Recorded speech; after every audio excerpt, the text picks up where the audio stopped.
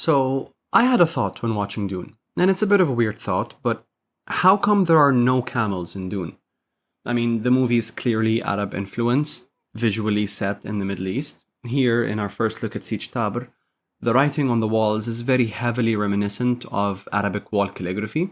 There's no furniture, hinting that they sit Arabic seating style, and later we see them sitting on the ground in a majlis format. In the final battle, we hear Stilgar call it a Afshil Alkalik. Arabic is a gendered language, and a storm in Arabic, Asifa, is feminine, hence it's a grandmother of a storm. In the vision where Jessica is her Reverend Mother, she's sitting in a mihrab, a little hole in the wall for prayer. The writing on her face is strongly resembling henna. So with all this Bedouin imagery, how come there are no camels whatsoever? And it's not that there are no animals on Arrakis. There's the desert mouse, Muad'Dib, there's the giant sandworms, and here, Stilgar mimics a bird call.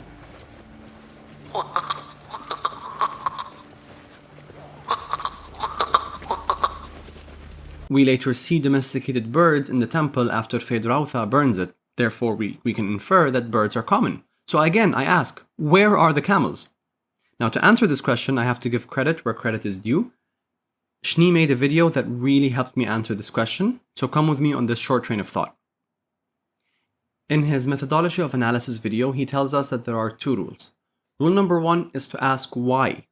So why are there no camels in Dune? But then Schnee tells us to stop asking why and ask what instead. So what is a camel?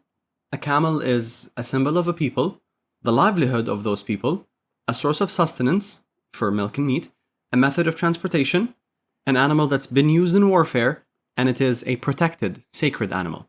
Now, here comes a fun parallel. What is Shai Hulud? Is it not also a symbol of a people, the livelihood of those people, a source of sustenance for spice and the water of life, a method of transportation, an animal used in warfare, and a protected sacred animal? So, by Schnee's logic and by asking fundamental questions of what a camel is, we can infer that Shai Hulud, for all intents and purposes, is a camel. Now, let's elevate the discussion a little.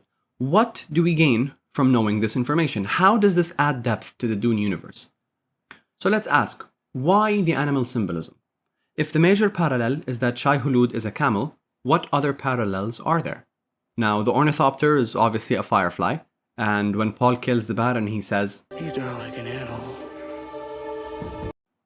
But there's one that's not so simple, not so easy to pick up.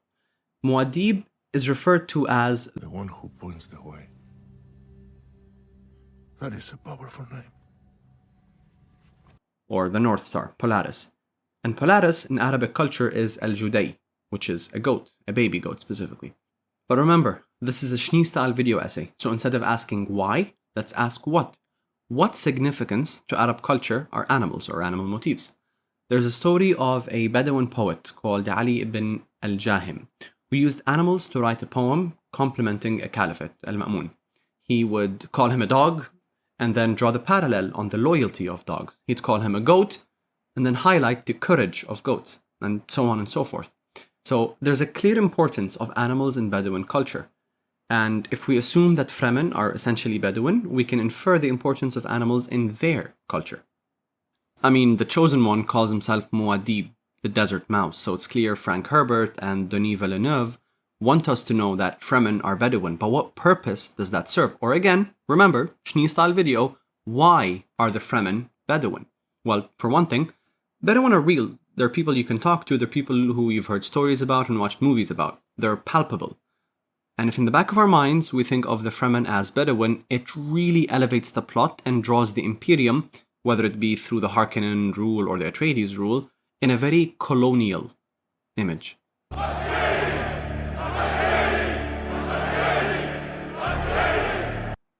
So that's something I picked up on while watching the movies and I wanted to highlight. And I'm very curious if you guys had any similar thoughts. Frank Herbert starts the first Dune book by warning against the dangers of heroism. So I wonder, have there been any heroic figures in history that were actually very similar to Paul Atreides in their arc? All governments face a recurring problem. Power attracts pathological personalities. it is not that power corrupts, but that it is magnetic to the corruptible.